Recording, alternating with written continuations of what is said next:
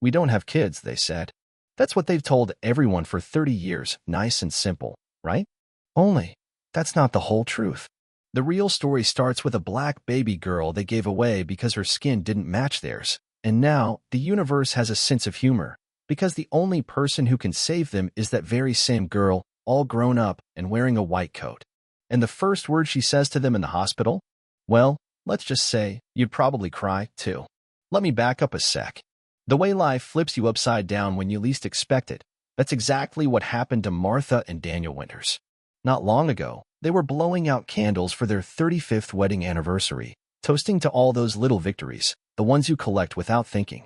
And then, out of nowhere, came the news that chemical fire near the old factory had left them both with kidneys so damaged the docs gave them a calendar, not a cure. Transplant or bust. What are the odds we'll both get a donor in time? Daniel asked, trying to sound braver than he felt. Challenging, but not impossible, their doctor replied, which is just a fancy way of saying, good luck.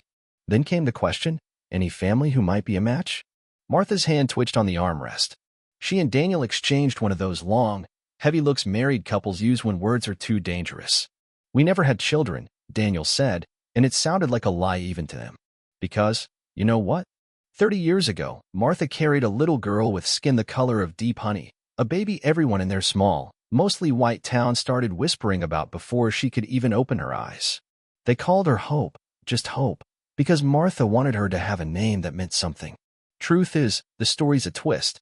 Martha wasn't unfaithful. She'd been a surrogate for her best friend Yvette, a woman who couldn't carry children because of a bad heart. They used Yvette's egg, James's sperm. Martha was just the vessel, so to speak. But 3 months before the due date, a car crash took both Yvette and James, and suddenly, Martha and Daniel were holding a newborn with nowhere to go, not a single family member left to claim her. And in a town like Millfield? Well, let's just say, people are better at gossip than compassion. Threats, job risks, Daniel's parents threatening to cut him off. So, scared and desperate, they gave Hope up for adoption, told themselves she'd find a place where her skin was just her skin. They kept the name as a wish, not a keepsake. Years passed. Pictures of vacations and barbecues filled the house, but Hope was just a silent ache in the background, never spoken of, but always there. Then the doctor's question about family flipped something inside Martha. Maybe, she thought, it's time to find her. Turns out the adoption had been open for 5 years before the trail went cold. Her name now is Kira Johnson. Martha typed the name into Google, palms sweating. And there she was, Dr. Kira Johnson, kidney specialist, Cedar Ridge Medical Center, just 2 hours away. It's a sign, Martha whispered, hope and guilt twisting together. But before she could say more, Daniel's phone rang. Test results were in, his kidney function was tanking fast. They were running out of time. That's how they found themselves sitting in a waiting room at Cedar Ridge, Martha in a dress she'd picked out 3 times before settling, Daniel gripping her hand like a lifeline. When the nurse called her in, Daniel hung back. Too much, he said. Let's not drop this all on her at once. Inside, Martha faced a wall of diplomas, Harvard, Hopkins, Mayo, all the places she'd only seen on TV. And then the door opened, and there she was, tall, braided hair pulled back, eyes clear, smile just like Yvette's. Mrs. Winters? I'm Dr. Johnson. It's nice to meet you. Martha nearly lost it right there.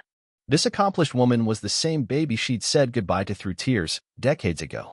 Kira talked her through treatment plans, options, the whole 9 yards, professional, calm, not an ounce of suspicion. Martha asked about her life, her family, small talk that wasn't so small. Turns out, Kira was married, no kids yet, but thinking about it. Raised in Chicago by 2 teachers, big on community work, first-gen Harvard grad. Every word was a punch and a blessing. She had the life Martha always hoped she'd find. After the exam, Daniel came in. He couldn't even talk, just stared, tears in his eyes. They left the hospital with more questions than answers and a secret that felt heavier by the minute. Back home, Martha and Daniel searched everything they could about Kira. She was happy, successful, loved. Maybe she didn't need them. Maybe they were just 2 more ghosts from her past. Weeks blurred into more appointments. Small details slipped out, little connections forged. Then came the twist. During one checkup, a nurse ran in with bad news. Kira's adoptive father had collapsed at home. Rushed to their very same hospital, kidney failure. What are the odds, right? As Martha and Daniel waited in the ER, the air was thick with questions nobody dared ask. Then Kira appeared, exhausted, scared, the doctor mask slipping as she worried over her dad. That's when things snapped into focus for Martha. They might be strangers on paper, but they were family in crisis. That night, a text pinged Martha's phone. Unusual blood results, need to discuss immediately. Not about your kidneys. Kira wanted a private meeting, not a medical checkup. The next morning, in Kira's office, she laid out the evidence, rare genetic markers, matches so unlikely they might as well have won the lottery. We share unique genetic markers, Kira said, her voice cracking. Martha's secret was out before she could say it. You're our daughter, sort of. It's complicated. 30 minutes, one tear-soaked confession, and Kira's world tilted on its axis. Surrogate birth, best friends, tragedy, adoption, and both her supposed parents now needed kidneys. Could you make this up? Kira was furious. You find me now, when you need a donor. And you keep this secret until I run the test? Daniel tried to explain. We didn't know you'd be our doctor. This is just where we were sent. Kira was all icy professionalism. I have to recuse myself from your care. Dr. Patel will take over. But as they were leaving, she asked, voice trembling, did my birth parents know? Martha told her about Yvette and James, the tragedy, the nursery they never got to fill. Kira accepted a small envelope, old letters, a locket from Yvette, and said she needed time. And then the universe threw another curveball. Kira's adoptive father's kidneys failed, suddenly and catastrophically. Now 3 people, all tangled in biology and fate, all facing death unless a miracle showed up. As Kira dug into the genetics, a new detail emerged. The rare marker tied them all together, a vulnerability that hit Black families, passed down silently for generations, triggered by environmental toxins. Kira's dad, Theodore, had volunteered at a chemical spill site months earlier, same as the Winners. And then another bomb dropped. A letter from Yvette surfaced. James isn't your biological father, it read. Turns out, Daniel, Martha's husband, was. Yeah, that happened. 30 years of secrets, suddenly out in the open. Daniel was floored. He remembered a single night with Yvette, years before, back when he and Martha weren't serious, when Yvette and James were on a break. Martha felt betrayed all over again. But none of it changed the fact that 3 lives hung in the balance, and the only hope was a living donor carrying that elusive gene, someone young, healthy, and not yet exposed to environmental triggers. Here's where the story picks up steam. Martha confessed they had another daughter, Emily, born years after Hope, now a college freshman. Could she be the one to save them all? Kira ran the tests. While they waited, more family secrets spilled out.